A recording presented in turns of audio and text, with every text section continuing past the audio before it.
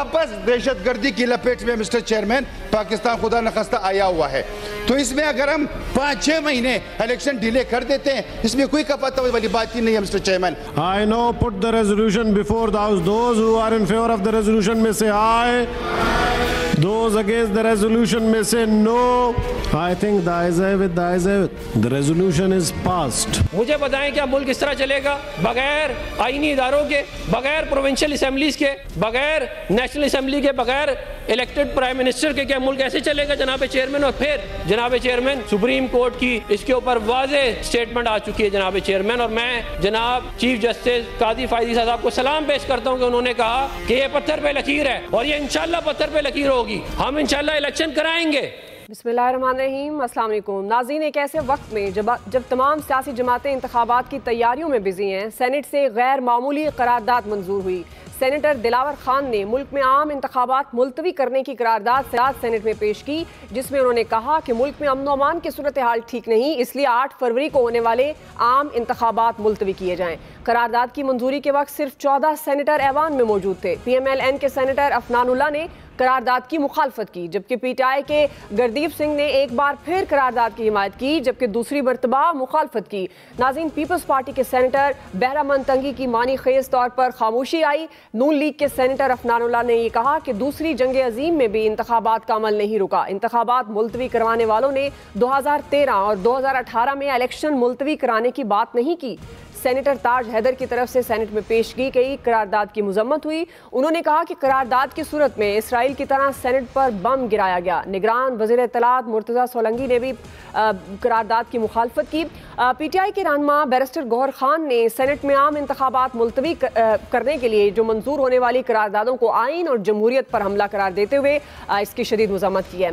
नाज़रीन, इस करारदाद की कानूनी हैसियत क्या है और इसका तमाम तर इंतखाबी माहौल पर क्या असर होगा, इसी सूरत हाल की से आज हमारा ये एक्सपर्ट स्पेशल खुसूसी प्रोग्राम, जिसमें हम पहला बड़ा सवाल करने जा रहे हैं कि इंतखाबात मुलतवी करने का मुतालबा हकाइक के मुताबिक या मखसूस ख्वाहिश की खातिर चंद सेनेटर्स की ख्वाहिश पर आम इंतखाबात मुलतवी होना मुमकिन है।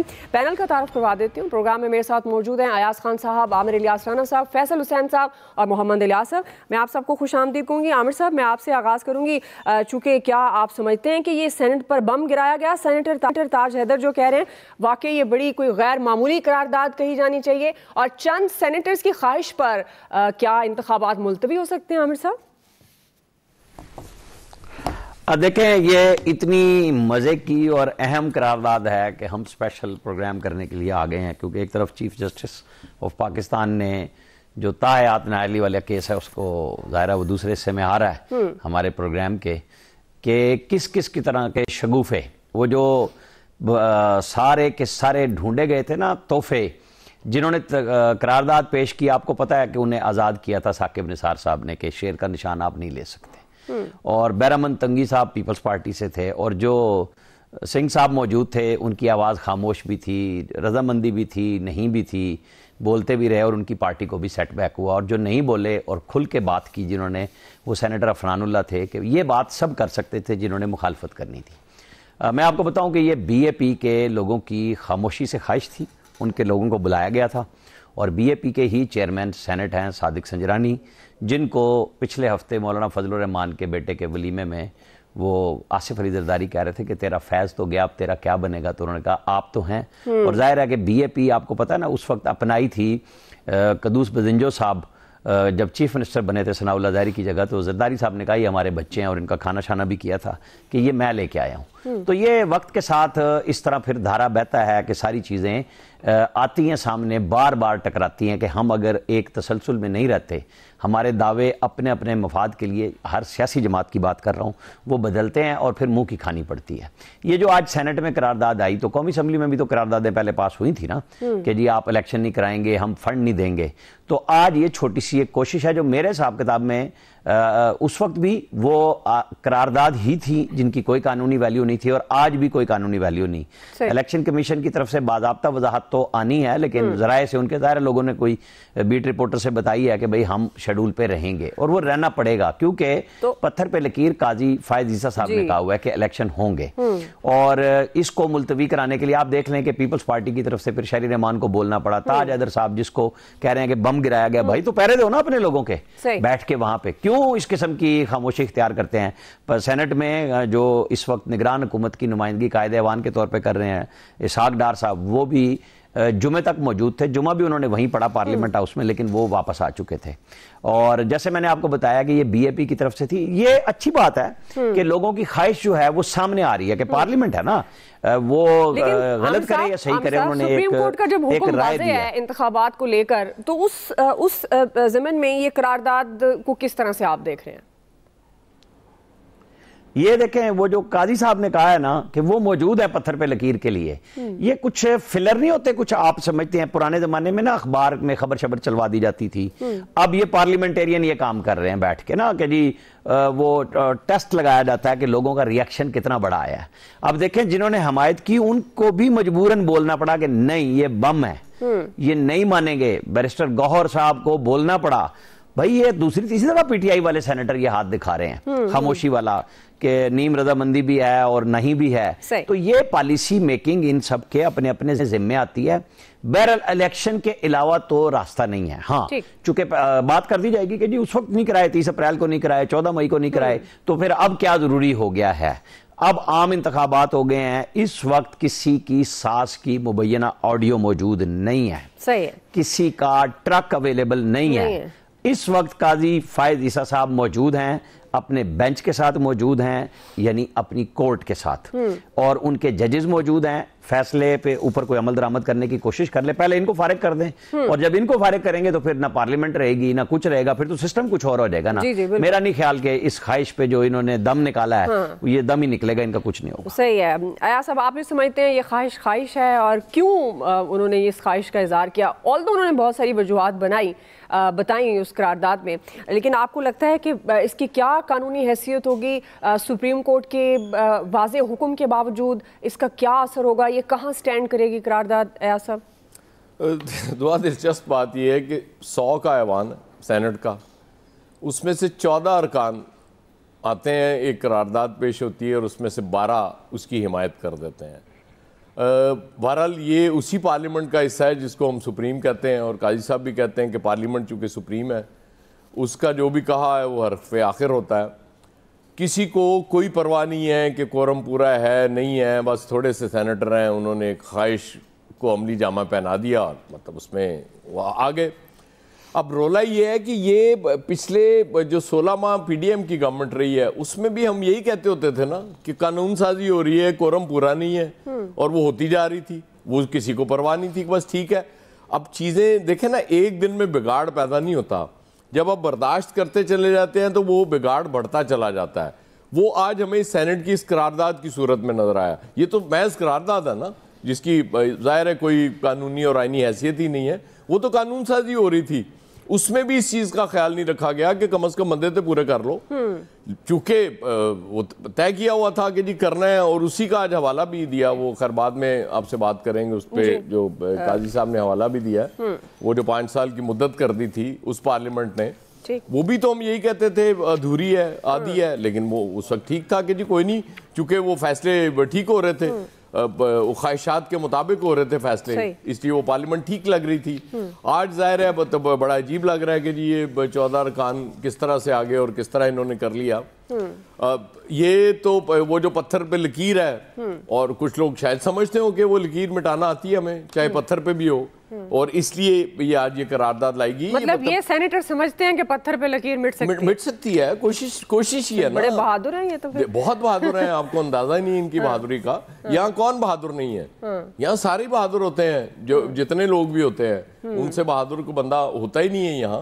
उन्होंने एक कोशिश की है, वो पहला पत्थर फेंका है मेरे हिसाब से तो इलेक्शन मुलतवी कराने की तरफ, क्योंकि असर रखेगा ये पत्थर। स्पेकुलेशंस तो हो रही है ना कि जी इलेक्शन शायद अक्टूबर तक चले जाए, मौसम ठीक नहीं है। देखें, अगर अमनो अमान की सूरत हाल का लिया जाएगा ना मामला, तब भी यही हो रहा था ना कि जी वो नहीं हमने देने, हमारे पास ना पैसे हैं, पैसे नहीं दिए जा रहे थे क्योंकि इलेक्शन नहीं कराने जा रहे थे उस वक्त लोग। तो अब भी इलेक्शन नहीं कराना चाह रहे और आपकी ख्वाहिश हो कि इलेक्शन हो जाए, तो फिर देखते हैं। ये तो एक शुरू हो गया ना, एक मामला इस तरफ कि जी इलेक्शन एक कुव्वत कराना चाह रही है, अगर कोई दूसरी कुव्वत नहीं कराना चाह रही होगी तो फिर आप पे ही बात आ जाती दुआ पे कि अल्लाह ताला, हाँ फिर दुआओं पे बात आ जाती है। सर दुआओं में भी अब असर नहीं है, दुआ भी नहीं लगती, कौन के साथ दुआ करें? फिर बात दवा से आगे निकल जाती है, फिर दुआओं पे आ जाती है, दुआ करना पड़ती है। फिर ये देखें हमारी दुआ तो फौरन पहुंच गई, फौरन कहती है इतला मिली और फौरन आ गई, आवाज आ रही थी मुझे बैकएंड से। और आपने आपकी ख्वाहिश थी, आपने कहा कि जी आज प्रोग्राम हमने यही मैं कहने वाला था, आपको ओपनिंग यहाँ से करनी चाहिए। ये जो इख्तियारात वाले लोग हैं ना, इनकी ख्वाहिश पर बड़ा अमल होता है। आप देखते हैं ये वैसे मेरी ख्वाहिश नहीं है, मैं तो हुक्म पे बैठा हुआ हूँ। अच्छा नहीं, लेकिन आपने कल कहा था, लेकिन अच्छी बात है क्योंकि आपने कहा था कि फैसला आ जाएगा सुप्रीम कोर्ट का। हालांकि मुझे बड़ी शिद्दत से ख्वाहिश थी, क्योंकि मेरे कायद नाहल भी जुमे के रोज ही हुए थे, तो मेरी ख्वाहिश थी कि जुमे को फैसला आ जाता और उनकी अहलियत साबित हो जाती। आज फैसल साहब जुमा बड़ा इम्पोर्टेंट है, और कह रहा हूं वो जो जी आपके ख्याल में ये जो आयाज साहब कह रहे हैं कि पत्थर फेंका है, तो क्या आपको लगता है कि ये इसका दायरा वसी होगा, ये मामला यहीं रुकेगा, आगे बढ़ता हुआ नजर आ रहा है आपको? क्योंकि हम तो नहीं वाज़ेह तौर पे कहेंगे ना कि इंतखाबात नहीं होने। नहीं कहेंगी तो बहुत अच्छा हो जाएगा आपके लिए, ये कहें आप। सही है, आपको कहना आप पे पाबंदी नहीं है, बहुत जरूरी है इस वक्त जी। अच्छा कहने वो यार साहब कह रहे हैं ना कि दुआ करें, तो मैं कह रहा हूँ पॉपकॉर्न खाते हुए दुआ करें। पॉपकॉर्न खाने का वक्त आ गया है। बात ये है कि 14 सेनेटर थे, तो आप क्या ये समझती हैं कि बाकी सेनेटर जो है वो इत्तेफाक से गायब हो गए थे, या जुमे की नमाज पढ़ने गए हुए थे, या कि इनकी दावत थी दोपहर का जोराने पे गए हुए थे? क्यों बाकी कहाँ थे सेनेटर? 14 में से 12 वो सारे वही मौजूद थे जिन्होंने जो है करारदाद के हक में वोट देना था। अच्छा आमिर साहब कह रहे हैं चंद अफराद की ख्वाहिश है। भाई किन अफराद की ख्वाहिश है? कौन चंद अफराद हैं? उनके नाम भी बताए ना। चंद अफराद की ख्वाहिश है खाली कह के ऐसे थोड़ी आपकी जान छुड़ी जाएगी। चंद अफराद की ख्वाहिश है, वो कौन लोग हैं जिनकी ये ख्वाहिश है? तीसरी अहम बात, ये क्या सब कुछ इत्तेफाक से हो गया? एक आदमी के जहन में ख्याल आया कि इलेक्शन नहीं होने चाहिए, उसने करारदाद बनाई, पेश की, चेयरमैन सेनेट ने उस पर जो है फौरन वोटिंग करवाई और करारदाद जो है मंजूर हो गई। और इसकी कोई कानूनी हैसियत है, आईनी हैसियत, इसको छोड़े, लेकिन धमाका करने जितनी बड़ी खबर तो थी ना, धमाका तो कर दिया ना खबरों की दुनिया में, एक धमाकेदार खबर तो साबित हो गई ना। तो ये सब कुछ इत्तेफाक से हुआ है। वो आबिर साहब कह रहे हैं कि टेस्ट किया है, टेस्टिंग है, टेस्टर लगाया, तो उस टेस्टर तो हम ऐसा इलेक्ट्रिशियन चेक करते हैं ना, वो इलेक्ट्रिशियन कौन है जो टेस्ट चेक कर रहा है, किसका चेक कर रहा है? बेनिफिशियरी कौन है सारी सूरत हाल का? इलेक्शन इस वक्त इलेक्शन किसके लिए नुकसान दे? मौलाना अब जो इलेक्शन लड़ने वाली जमातें हैं, छोड़े क्या कहते हैं गैर जमहूरी कुव्वतें और इलेक्शन मुलतवी करने वाली कुव्वतें, नहीं तो किसके लिए, फिर किस जमात के लिए नुकसान दे? कौन चाह रहा है कि ये इलेक्शन रुक जाए? नून लीग तो आपको पता है उन्होंने तो फौरन एहतजाज किया है, उनके सेनेटर ने। ये तारीख के रिकॉर्ड पे लाने के लिए, तारीख के रिकॉर्ड पे लाने के लिए नून लीग ने अपनी तकरीर करवा दी कि हम तो इस मामले के साथ नहीं खड़े हुए। या आज नहीं तो मेरी बात यही वक्त साबित करेगा। मैंने फिर बदतमीजी भी आ गए, मैंने कैसी गलत बात की है? मैं तारीख का हवाला दे रहा हूँ। हाँ, ये बदतमीजी का लफ्ज पहली दफा आपने ही निकाला था, इसलिए अब आपको सुनना पड़ेगा बार बार। समझ आ गई कि ये पहली दफा लफ्ज जनाब ने बोला था। अब लगता है दिल पे लग गई मेरे भाई, दिल पे लग गई, कोई बात नहीं। ये रिकॉर्ड निकलवा लें, ये लफ्ज आपका यूज हुआ है। आपको अब आपको अंदाजा हो गया ना मैं सही जगह पैर रखा था। ये अलामत है, हमने पैर ठीक रखा है कि जिन लोगों ने पब्लिकली कहा कि ये करारदाद नहीं मानते, लेकिन जिनका कब्र सफेद है उन्होंने इसी तरह की हरकतें करनी है। क्योंकि ये मुझे नजर आ रहा है जिसका कब्र सफेद है, काला उसे नजर नहीं आएगा। यानी जो पीएमएलएन का सेनेटर ये क्रेडिट भी ले रहा है और बता रहा है कि मैं मुखालफत कर रहा हूँ। ये बाकी आपके जो बाकी सेनेटर थे क्यों नहीं, आपने जिनको बताया कि करारदाद लाओ, वो क्यों नहीं खड़े हुए कि हम नहीं मानते? सही है, फैसल तो क्यों नीम खामोशी रजामंदी देते रहे? बताए ना।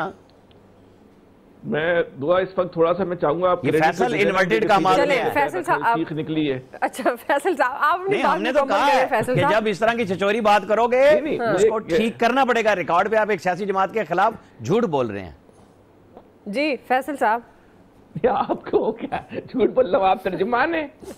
अगर फिर तो सही है, अगर आप रिकॉर्ड को दुरुस्त कर रहे हैं तो फिर ठीक है। आप राय देते बहुत अच्छी बात थी, मुझे भी जरूरत नहीं, राय हमारी भी आपकी भी है। फैसल साहब आप मुकम्मल करें ना अपना पॉइंट। मैं सिर्फ कह रहा हूँ आमिर साहब इतना जज्बाती क्यों हो गए? मैं ये करारदाद से अहम वाकया तो मैं तो बिल्कुल जज्बाती नहीं हुआ, वो कह रहे हैं कि आप जिस जमात का नाम ले रहे हैं आपके पास कोई सबूत हैं, कोई फैक्ट्स हैं, जाहिर है उन्होंने इस तरह का जमात ने तो ओपनली कहा कि गलत है करारदाद। और मैंने इसके अलावा क्या बोला कि सिर्फ रिकॉर्ड की दुरुस्तगी के लिए नून लीग ने तकरीर की है। मैंने कौन सा रिकॉर्ड की दुरुस्तगी नहीं, एक सच्चाई है। चलिए फैसल साहब, ये मेरा ख्याल है सिर्फ एक सफेद कौवा है जो ये बात कर सकता है, और कुछ नहीं जिसका कौवा सफेद हो। चलिए फैसल साहब बात मुकम्मल करें आप।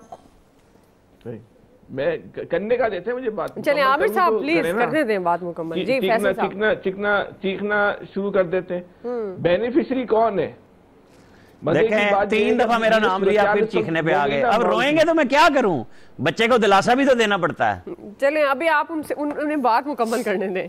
जी फैसल साहब, मैं यही कह रहा हूं, मेरे नाम लिए बगैर बात कर ले। रोने देना यार जरूरी है, ठीक, इनका चीखना जरूरी है। आप समझती नहीं है इस बात को, आप अभी नहीं समझेंगे। भूल गए। ये भी रिकॉर्ड की दुरुस्तगी के लिए इनका चीखना जरूरी होता है। भूल गए, सही है। बात सूरत हाल का जो है ना, बेनिफिशियरी कौन है?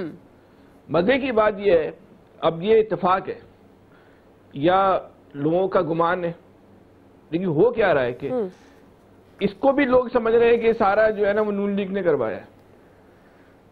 वो जो चेक कर रहे हैं ना, आमिर साहब का जो इशारा था, उन्होंने नाम नहीं लिया, वो नून लीग ही है। इसलिए है कि इस वक्त इलेक्शन से कौन डरा हुआ है? आप बता दें। कौन है जो अभी अवाम में नहीं निकल रहा? आप बता दें। कौन है जो इलेक्शन के 34 दिन रह गए अभी तक उसने अपनी कैंपेन शुरू नहीं की? और ये कोई और नहीं कह रहा, ये मुस्लिम लीग के मरकजी रहनुमा ख्वाजा आसिफ साहब ने कहा है, कल टीवी पर बैठ के कहा है, किसी और ने नहीं कहा। अब आमिर साहब को जो भी शिकवा करना हो ख्वाजा आसिफ साहब से कीजिएगा कि हम इस मामले में ताखीर का शिकार हो गए। तो भाई अब आप शिकवा करो आमिर साहब ख्वाजा आसिफ साहब से, क्यों कहा उन्होंने ये बात? कल तक तो बैठ के आप बोलते थे उनकी हिकमत अमली का हिस्सा है, वो तो कह रहे हैं हमसे गलती हो रही है, हमें अवाम में उतर जाना चाहिए था, नहीं उतर पा रहे, दीगर मामलात में उलझे हुए हम। ये ख्वाजा आसिफ साहब ने कल जो है वो एक प्रोग्राम में बैठ के बात कही है। अब मैं आमिर साहब से रिक्वेस्ट करूंगा कि उनकी भी इसी तरह मजम्मत करें इस तरह मेरी करते हैं। ठीक, चले इलियास साहब दुआ। अब चूंकि एक ने इतनी बातें कर दी हैं, उसको ये बता रहा हूं कि मेरे बगैर आप बात मुकम्मल कर ही नहीं सकते। अब देखिए उनकी आपसे मोहब्बत है ना, भाईचारा है जी, इसलिए वो आपके बगैर बात नहीं कर सकते। इलियास साहब आपके ख्याल में चंद सेनेटर्स की ख्वाहिश पर आम इंतखाबात मुलतवी होना मुमकिन है? इलियास साहब देखिए जी, ये कुछ लोगों की ख्वाहिश भी है कि ना हो, किस ऐसी जमातें हैं वो देख रही हैं इस वक्त। उन्होंने देखा है उनको वोटर्स की जानब से वो लेवल प्लेइंग फील्ड नहीं मिल रहा जो उनको मिलना चाहिए। वोटर्स नहीं उनको देख रहे, उनके लिए नहीं निकल रहे। वो वोटर जो देख रहे हैं, उन्होंने सर्वे करवाए हैं ऐसी जमातों ने, तो जाहिर है उनकी ख्वाहिश भी है कई जमातों की कि ना इलेक्शन इस वक्त हो, इनको टाइम थोड़ा मिल जाए, तो उस टाइम के बाद ही वो मैदान में आए। तो इसलिए वो कभी मौसम का बहाना बनाते हैं, कभी कुछ, कभी पिटीशन हो जाती है। तो इस सूरत हाल में देखें, इसको आगे करने की कोशिश करें, लेकिन सूरत हाल ये है कि इलेक्शन जो करने हैं वो हाई कोर्ट की जानिब, सुप्रीम कोर्ट की जानिब से भी उसके लिए कहा कि उसको आगे करने की कोशिश की जा रही है, लेकिन ये इलेक्शन नहीं होंगे तो इलेक्शन वक्त पर ही होते हुए नजर आ रहे हैं। अभी तो अभी कागज जो उनके मुस्तरद हुए थे उनकी भी नामजद हो रहे हैं दोबारा, वो ट्रिब्यूनल में गए हुए हैं, तो सारी सूरत हाल क्लियर हो रही है। तो इस वजह से सारा मसला बना हुआ है सियासी जमातों के लिए। दूसरी सियासी जमातें भी एक्टिव हुई हैं, वो देख रही हैं सूरत हाल। अगर पुराने खिलाड़ी अगर आ गए तो उनके लिए मुश्किल होगी। तो वो जाहिर है बड़ी गेमें की इलेक्टेबल क्या है पीपल्स पार्टी हो, तो उनकी तक उनको टफ टाइम नजर आ रहा है इस वक्त फील्ड में। तो जैसे उनको सही साजगाज माहौल नजर आएगा, उनको वोटर्स देखेंगे कि वोटर्स उसके हैं, तो इस वक्त तो वोटर्स जो हैं उनको अपने वोटर्स भी है। अब कई जो देखेंगे उम्मीदवार वो नजर आएंगे आपको कि हल्का बंदियां जो नहीं हुई हैं तो उनको परेशानी का सामना है, क्योंकि उनके हल्के चेंज हो गए। उनका कई हल्का जो जहां वो अरसा दराज से मेहनत कर रहे थे, अब उधर से उनको वो नहीं मिल रहा, रिस्पांस नहीं मिल रहा। तो इसलिए मुश्किलात का तो सामना है। तो कई चाह रहे हैं कि उनको भी वक्त मिल जाए ताकि वो इस पर भरपूर तरीके से काम करें और वोटर्स को अपने साथ खड़ा करें। लेकिन जो सूरत हाल है तो उसके लिए उनको टफ टाइम मिल रहा है, तो टफ टाइम मिलेगा तो जाहिर है लोग तो चीजें। लेकिन अयाज साहब आपने कहा रौला है ही है, मतलब इस स्टेज पर भी आपको लगता है कोई रौला पड़ सकता है इंतखाबात? हमने कल एमकेएम का डिस्कस किया, एक पॉइंट भूल गए हम वो भी तो यही कह रहे थे कि ये इस्लाहात के बाद इलेक्शन कराए जाएं। फजलुर रहमान मुसलसल कह रहे हैं कि हालात ठीक नहीं है इलेक्शन के, उन्हें कैंपेन का मौका ही नहीं मिल रहा वहाँ। और आज इस्लामाबाद में भी एक वाकया हुआ, आपने देखा। तैयारी तो हो रही है, इलेक्शन कमीशन कर रहा है तैयारी, इंतखाबात का माहौल तो बना दिया इलेक्शन बात करनी है। इलेक्शन कमीशन को किसने रोकना है तैयारी करने से?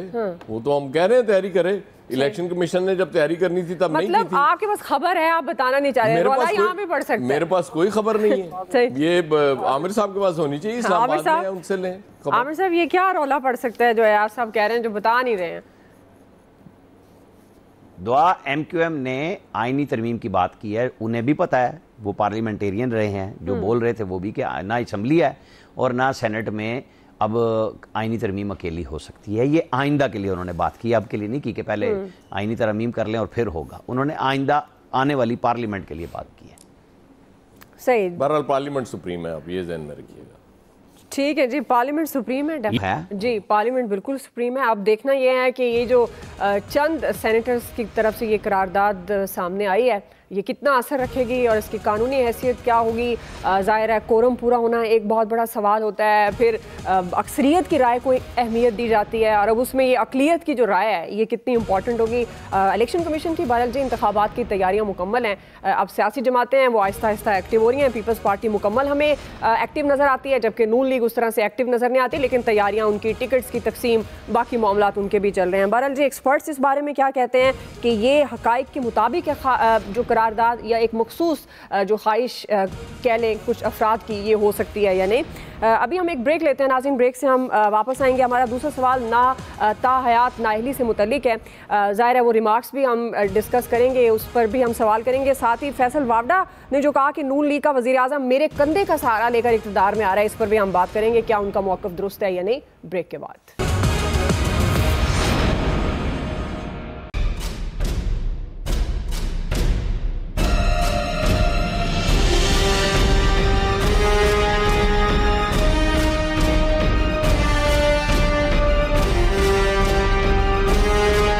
Thank you for a very conducive hearing, everyone. नाज़रीन, बड़े सियासी रहनुमा ताहयात नाअहल रहेंगे या नहीं, इस हवाले से आज सुप्रीम कोर्ट में इंतहाई अहम केस का फैसला महफूज हुआ। केस की समाअत चीफ जस्टिस काजी फाइज ईसा की सरबराही में 7 रुकनी लार्जर बेंच ने की है। चीफ जस्टिस काजी फाइज ईसा ने ये रिमार्क्स दिए कि हम बुनियादी आइन, हुकूक और तारीख को नज़रअंदाज कर रहे हैं। चीफ जस्टिस ने कहा, क्या आप मानते हैं कि दुनिया में सबसे अच्छे अरकान पार्लियामेंट पाकिस्तान में है? क्या दुनिया में कहीं अरकान असम्बली के लिए ऐसी अहलियत है? वकील ने कहा, दुनिया में कहीं ऐसी अहलियत का म्यार नहीं है। फ्री कैन के दलाइल सुनने के बाद सुप्रीम कोर्ट ने अपना फैसला महफूज कर लिया। चीफ जस्टिस ने रिमार्क्स दिए कि इस केस का शॉर्ट ऑर्डर आज नहीं सुनाएंगे, कोशिश है मुख्तसर हुक्मनामा जल्द से जल्द सुनाएं।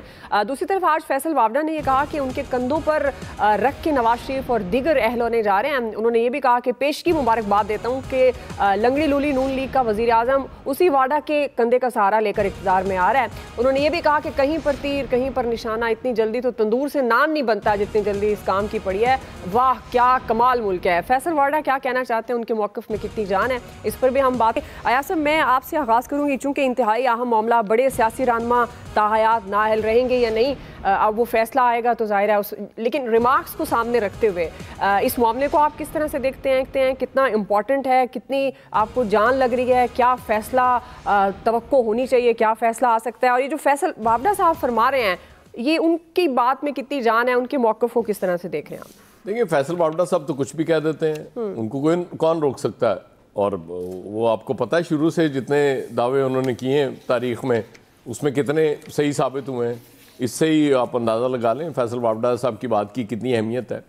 रोला ये है कि ये जो ताहयात नाअहली का मामला है, ये बात तो बिल्कुल ठीक है ना कि किस हिसाब में आप ताहयात नाअहल कर दें और जी 62-63 आप डाल दें। और 62-63 का मतलब तो ये है, वो गालिबन ये साकिब निसार साहब ने कहा था ना कि फिर सिराजुल हक रह जाते हैं पूरी पार्लियामेंट में, हाँ, और कोई नहीं है। मतलब वो जैसे अभी वो मैं आपको बता रहा था कि सेनेटर मुश्ताक ने करारदाद जमा भी करा दी सेनेट में कि इलेक्शन बर वक्त हों। अब देखते हैं उस करारदाद पे क्या अमल होता है। खैर वो बात तो एक अलग है। रिमार्क्स को सामने रखते हुए एक चीज़ समझ आ रही है मुझे, तो खैर बेंच को सामने रखते हुए ये चीज़ समझ आ गई थी कि ये फैसला वो ताहयात नाअहली का ख़त्म हो जाना है। 5 साल आज उन्होंने वो इसका एक कानून का भी जो पार्लियामेंट ने किया था PDM की गवर्नमेंट में, 5 साल जब पहले कहा गया कि नहीं इसमें हम वो उसके लिए कायद के लिए नहीं कर रहे, लेकिन बाद में फिर मान भी गए वो ऑब्वियसली वो कायद के लिए ही की गई थी। वो उसका फ़ायदा अलबत्ता जहांगीर तरीन साहब को भी हो जाएगा और बाकी लोगों को भी हो जाएगा। अब चीज़ें वही हैं कि वो पार्लियामेंट ज़ाहिर है सुप्रीम है हमेशा के लिए। काजी फाइज ईसा सब कहते हैं कि पार्लियामेंट बहुत सुप्रीम है, पार्लियामेंट सुप्रीम होनी भी चाहिए, लेकिन हमारे जो लेजिस्लेटर्स हैं, जो मेंबर्स हैं, उनकी जो ज़हनी इस्तेदाद है, जो तालीमी काबिलियत होती है, जिस तरह से वो बिहेव कर रहे होते हैं, उसके बाद वो बात पे उतनी जान और वजन रहती नहीं है। ठीक है, मतलब एक इदारा है, इदारा होने की हैसियत से तो मैं 100% उससे इत्तफाक करता हूँ कि हर फैसला जो वहाँ से होगा वही ठीक होना चाहिए, लेकिन वहाँ से भी सारे फैसले नहीं ठीक होते। काजी साहब को तो वो नजर आ रहा है ना, एक डिक्टेटर ने 62-63 डाल दिया, फिर बात वही आएगी कि वो किसने वैलिडेट किसने किया, उसकी तौसीक किसने की, पार्लियामेंट ने की। वो लोगों इलेक्ट ही हुए थे ना, वो भी वो कोई लाके आपने बिठा तो नहीं दिए थे कि पकड़ा के यार 6 बंदे आके बैठ जाएं। जिस तरह भी इलेक्ट हुए थे वो इलेक्ट होके आए थे। इसका मतलब ये नहीं है कि जो डिक्टेटर के दौर में कानून साजी या आइन में जो तरामीम हुई या आइन बनाया गया वही गलत है। ये हमारे बाकी जो होते हैं सिविल जो प्राइम मिनिस्टर्स होते हैं, वो उनसे बड़ा डिक्टेटर कौन सा होता है? किस जमात की जरूरत होती है कि अपने कायद की मर्जी के बगैर को फैसला कर जाए? इसलिए ये कहना बार बार, ठीक है आपको डिक्टेटर्स बुरे लगने चाहिए, लग रहे होंगे, लेकिन ये इतनी सादा बात नहीं है काजी साहब कि आप ये कह दें ये कि चूंकि डिक्टेटर के दौर में बना था इसलिए गलत है, और फिर दूसरे अदवार में जो आईनी तरामीम हुई, ठीक, मैं इसको नहीं मान सकता। उसकी वजह यह कि मुझे पता है कि फैसला जब करना होता है वो डिक्टेट ही कराया जाता है, वो चाहे डिक्टेटर कराए या सिविलियन, वो जो इलेक्टेड प्राइम मिनिस्टर होता है या सिलेक्टेड प्राइम मिनिस्टर होता है वो कराए। हालत बिल्कुल एक जैसी है, इसमें मुझे तो कोई फर्क नहीं लगता। सही है जी। आमिर साहब, आप इसको किस तरह से देखते हैं? आपको भी कोई फ़र्क नहीं लगता क्या? और जिस तरह चीफ जस्टिस साहब ने ये रिमार्क्स भी दिए कि हम पार्लियामेंट को ये नहीं कह सकते ये करे और ये ना करे, जाहिर है अभी फैसला नहीं आया, हम उस तरह से बात नहीं कर सकते। वैसे क्या आप रिमार्क्स को मद्देनजर रखते हुए क्या तवक्को करें, और फैसल वावडा साहब के मौक़िफ़ को किस तरह से देख रहे हैं आप? लगता है स्पेशल है कोई आज फैसल वावडा कि इतना उसका एक ट्वीट हम डिस्कस कर रहे हैं। चलें कर लेंगे उसको भी। ब्राज़ील की पार्लियामेंट थी आज, न्यूजीलैंड की खातून की, हाँ नहीं मैं ये कह रहा हूँ वो खातून की, देखिए आपने आज एक वीडियो चल रही है वो जो तकरीर कर रही है, और फिर जुतियाँ भी चलती हैं, कुर्सियाँ भी चलती हैं। दुनिया भर की पार्लियामेंट में इस तरह ही होता है, और हमारी भी पार्लियामेंट उनसे बाहर नहीं है। ये वो नहीं है कि जी कोई इतना बड़ा डिसिप्लिन है। पार्लियामेंट का काम है, किताबें भी फेंकते हैं, चूड़ियाँ भी फेंकते हैं, दुपट्टे भी फेंकते हैं, नारे भी लगते हैं। तो आप और हम क्यों इस बात में चले जाएंगे जो हमारी पार्लियामेंट में ने बड़ा काम कर दिया? भाई वो जो भगोड़ा हुआ पार्लियामेंट छोड़ के भागा, जिसको कहा गया कमाल कर दिया जी असम्बली से रिजाइन दे के, फिर 2 सूबाई असम्बलियाँ तोड़ी के जी कमाल कर दिया, तो भुगते अपना। उन्होंने तो एक्ट बनाना था, पार्लियामेंट ने बना दिया। अब आप आ जाए जो काजी फायद ईसा साहब पे बात हो रही है और वो जो कर रहे हैं, आप मुझे बताएं कि 2011 में NRO केस में 17 जजों का आज हवाला आया मुबशर हसन केस में, कि उसमें फैसला दिया 17 जजों ने कि 62(1)F को आप 63 के बगैर नहीं पढ़ सकते। उसका मतलब है 5 साल सजा। लेकिन चूंकि मनचाही सजाएं मन चाहे लोगों के खिलाफ देनी थी कि हाँ नवाज शरीफ को टांगना है, तो 5 रुकनी बेंच ने 17 रुकनी बेंच को ख़त्म करते हुए खुद ही फैसला दे दिया कि ये तो ताहयात नायल लिया। जब ये साकिब निसार साहब का बेंच था, लेकिन ऑथर थे उमर अता बंदयाल साहब। फिर जब उमर अता बंदयाल साहब के सामने हमारे और आपके मुरब्बी फैसल वावडा का केस आया, जो कह रहे हैं कि मेरी वजह से, भाई आपकी वजह से तो वो आज तक शायद पशेमान ही होंगे। उन्हें 3 दफ़ा तो दोहराना पड़ा कि यार ये ज्यादती हो चुकी है, ये नहीं होनी चाहिए लाइफ टाइम की जाती। और फिर उन्होंने मौका दिया कि जी आप मान लें और हम आपको 1 टाइम कर देते हैं। क्या मतलब माशाल्लाह सुप्रीम कोर्ट पेश हो रही थी हुजूर के आगे। अब तो कहते हैं ना नवाज शरीफ की वजह से हो रहा है। भाई वो फैसला जिसने लिखा उसने खुद अपनी चीफ जस्टिस ही में बाद में उसको बदला। वो कहते हैं ना हम कॉन्शियसली और अनकॉन्शियसली फैसले करें। आपको पता है कि जो 2015 का धरना था जिसका आज हवाला हुआ इसहाक खाकवानी केस, जिसमें वो पीटीआई और पैट की जो जनरल राहिल शरीफ साहब के पास सालिसी हुई थी, जिसका नवाज शरीफ ने कहा था हमने नहीं कहा था, और वो खबर मैंने ब्रेक की थी कि आर्मी चीफ के बिहाफ पे फोन आया और चौधरी निसार ने सुना और उन्होंने बताया कि फौज बात करना चाहती है इनसे क्या हम कर लें? उन्होंने कहा जी आप बात कर लें, आप सैलाब में भी करते हैं, दूसरे में भी करते हैं, तो चले बात कर लें।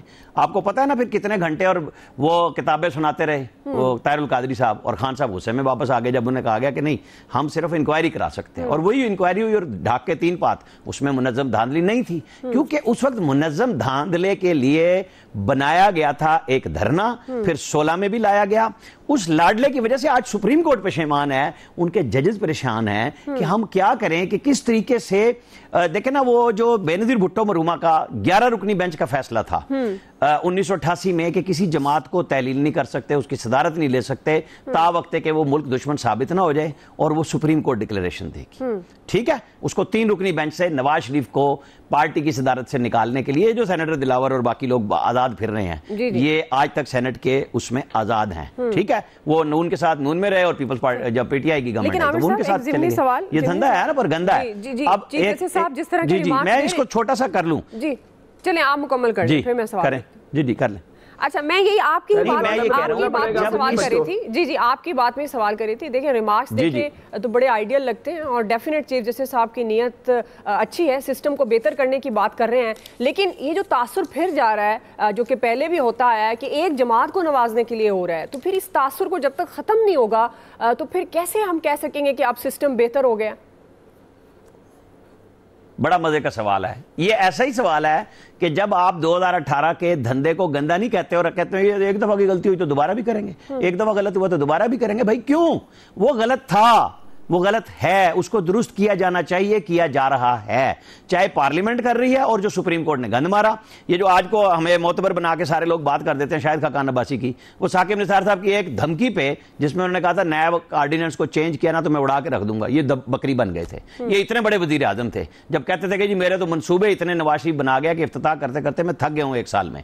अब इनको सारी बुराइयां नजर आ रही हैं क्योंकि इनका धंधा नहीं बना, इनको वजीर आजम दोबारा नहीं बनाया गया। बस उससे इतने हैं। हमारे लोग बहुत छोटे हैं, आपको इज्जत देते हैं, आपने उनका साथ दिया, उन्होंने आपका साथ दिया, उन्होंने चुन लिया, आपको वजीर आजम बनाया, आप इलेक्शन मरी से हार गए या हरा दिया गया, आपको लाहौर से जिता दिया। ये नहीं होता, सब चीजें साथ साथ चलती हैं। लेकिन चूंकि मेरा मिफ्ता निकाला गया लिहाजा मेरा मिफ्ता होना चाहिए था, मेरा मुफ्ता खत्म हो गया तो ये तो चलेगा। सही है। ब्रेक लेते हैं नाज़रीन, ब्रेक से हम वापस यही हमारा सवाल होगा ख़ासतौर पर ये जो तायात नाअहली का मामला है, हमारे एक्सपर्ट्स इसको किस तरह से देखते हैं और ये कितना फेवरेबल है आइंदा आने वाले हालात के अकॉर्डिंग। जब हम बार बार बात करते हैं कि हमारा सिस्टम उस तरह से काम नहीं कर रहा और ख़ासतौर पर जो गलतियाँ हम पहले कर चुके हैं जिसने हमारी रियासत को कमज़ोर किया है, जिसने हमारे मुल्क को कमज़ोर किया, हमारी मईशत को कमज़ोर किया, हमारी सियासत को कमज़ोर किया है, हमें वो गलतियाँ नहीं दोहरानी चाहिए। तो क्या इस तरह के फ़ैसले उन गलतियों को दोहराने से बचेंगे, बचा पाएंगे और हम कह सकेंगे मईशत मुस्तहकम हो रही है, सियासत मुस्तहकम हो रही है? ब्रेक के बाद फैसल साहब, इलियास साहब का टेक लेंगे। वेलकम बैक नाज़रीन। ताहयात नाअहली या 5 साल, सुप्रीम कोर्ट ने अहम फैसला महफूज कर लिया। इस मौके पर चीफ जस्टिस साहब के जो रिमार्क्स सामने आए उसी हवाले से हम बात कर रहे हैं। साथ ही जो सियासतदान इस पर रद्द-ए-अमल दे रहे हैं जिसमें फैसल वावडा भी शामिल हैं। फैसल साहब, आपकी तरफ आऊँगी। आप इस ज़ाहिर है हम ये तो नहीं कह सकते कि ये फैसला आएगा एग्जैक्ट, लेकिन रिमार्क्स को मद्देनज़र रखते हुए और आप समझते हैं कि अगर सिस्टम इस फैसले के बाद अगर हम पॉजिटिव देखें बेहतर हो सकता है, तो जो हमारे मुल्क के, रियासत के, ख़ास तौर पर मईशत के जो हम हालात का सामना करते आ रहे हैं, अगर आवाम के उसमें रख कर सोचें तनाजुर में, तो आपको लगता है कि ये एक दुरुस्त कदम है जो इस वक्त सुप्रीम कोर्ट उठा रही है और उसके बाद ज़ाहिर फैसला आएगा? क्या फैसला आ सकता है और किस तरह से देख रहे हैं आप इस सारे मामले को? फैसल साहब। देखिए, जाहिर सूरत हाल तो यही है कि वो ये वाला मामला नवाज शरीफ साहब के हक में हो जाएगा और हो भी जाना चाहिए। किसी पे तायात नाअहली का जो है ना वो बोझ नहीं होना चाहिए।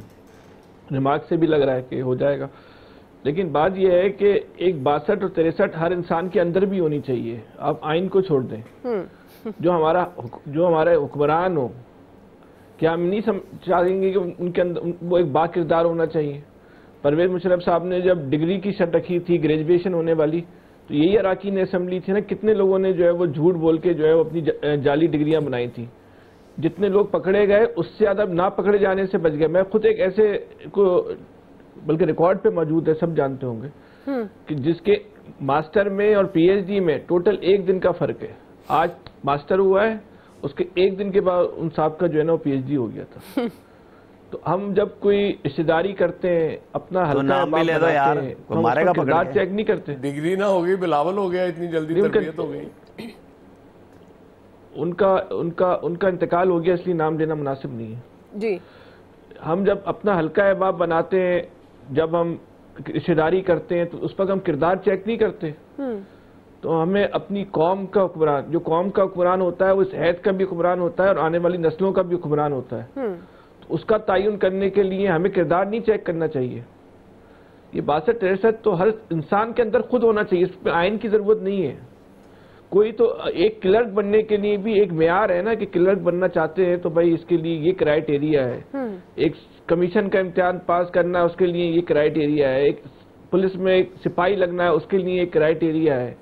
तो क्या वज़ीर आज़म बनने के लिए, हुक्मरान बनने के लिए, पूरा सल्तनत चलाने के लिए, रियासत चलाने के लिए, मुमलिकत चलाने के लिए कोई क्राइटेरिया नहीं होना चाहिए? क्यों नहीं होना चाहिए? मकसद अगर अब कोई तो आप इत्तेफाक करेंगे ना, आइन को छोड़ेंगे, आइन में जो सेक्शन है सही है गलत है होनी चाहिए, इस पर तो डिबेट हो सकती है ना। अक्सरियत इस बात पे होगी भाई बड़ा जुल्म हो गया, बड़ी ज्यादती हो गई, सिर्फ सिराजुल हक साहब रह जाएंगे, बाकी सब फारिग हो जाएंगे, दुनिया में कोई इतनी होती है। लेकिन दुनिया में तो इंसानों के अंदर का जो 62-63 है वो चेक करता है। उनको किसी आइन की जरूरत नहीं होती कि आइन के जरिए देखेंगे वो 62-63 पे उतर रहा है या नहीं उतर रहा। हमारे यहाँ हम इस म्यार को कोई म्यार मानने को तैयार ही नहीं है। मतलब हम कहते हैं हमें जरूरत नहीं है कि वो कितना तालीम याफ्ता हो, कितना वो बाकिरदार हो, कितना वो बाअमल हो। तो फिर क्या डिबेट है? फिर ठीक है, जो आप भुगतते रहो वो भुगतते रहना। सही है। तो आप वैसे समझते हैं कि ये बिल्कुल में आ जाएगा? अच्छा जी जी, मैं 62-63 से मुतालिक पूछ रही थी, आपको लगता है कि ये इस तमाम शिकों समेत एक उम्मीदवार पर लागू होनी चाहिए? उम्मीदवार को इतना ऑनेस्ट होना चाहिए कि वो इन शिकों का एहतराम करे? देखिए, मैं ये समझता हूँ कि ये आइन में हो या ना हो, इस पे तो हम डिबेट कर सकते हैं, लेकिन हमारे हाकिम वक्त को बाकिरदार और बाअमल जरूर होना चाहिए। सही। जब हम अपने घर में भी किसी की शादी करते हैं तो भाई किरदार चेक करते हैं ना, सामने वाले लड़के का, लड़की का, खानदान का, उसके इवन कि उसके अम्मी अब्बू का। कई लोगों को दुख हो जाएगा इस बात पे, बाकिरदार पे। जब नस्लों का सौदा करने जाएं, उस पे हम किरदार क्यों ना चेक करें? मतलब इसकी कोई लॉजिक है? इसलिए कि ये चंद अफराद को सूट नहीं करता, इस मुल्क की अशराफिया को सूट नहीं करता, इस मुल्क के सियासतदानों को सूट नहीं करता, इस मुल्क के ताकतवर लोगों को सूट नहीं करता कि आप किरदार की बात करो, तो इसलिए एतराज है। ठीक है, फिर क्या कर सकते हैं, लेकिन कोई ना कोई।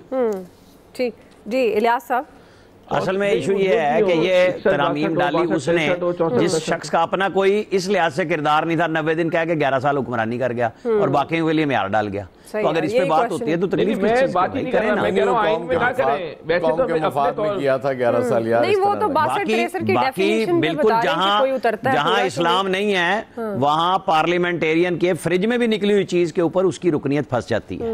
ये बात नहीं है। बिल्कुल वहां जजों के भी है कि वो खातून को लिफ्ट देते हुए अगर उसके साथ थोड़ा सा मिसबिहेव करता है तो उसको क्वेश्चन अमेरिका में कर लिया जाता है। यहाँ तो पूछता ही कोई नहीं किसी को भी। हमारा तो आवे का आवा बिगड़ा ही इसी बुनियाद पे हुआ है कि असल बात पे आते ही नहीं है। हम सारी 2 नंबरी करते ही ये मजहब की आड़ में इखलाकियात नाम की कोई चीज नहीं है और इशू यही है, पूरा मुआशरा हमारा इसी चीज का शिकार है। इलियास साहब, आपके ख्याल में फैसल वावडा का मौक़िफ़ दुरुस्त है और आप समझते हैं कि ये जो सुप्रीम कोर्ट ने आम फैसला महफूज किया है, ये सिस्टम किस तरफ जाएगा? ज़ाहिर मुमकिनात पर मैं बार बार यही लफ्ज़ इस्तेमाल कर रही हूँ, मुमकिनात पर ही बात कर सकेंगे, तो क्या लग रहा है आपको रिमार्क्स को देखते हुए क्या फैसला आ सकता है?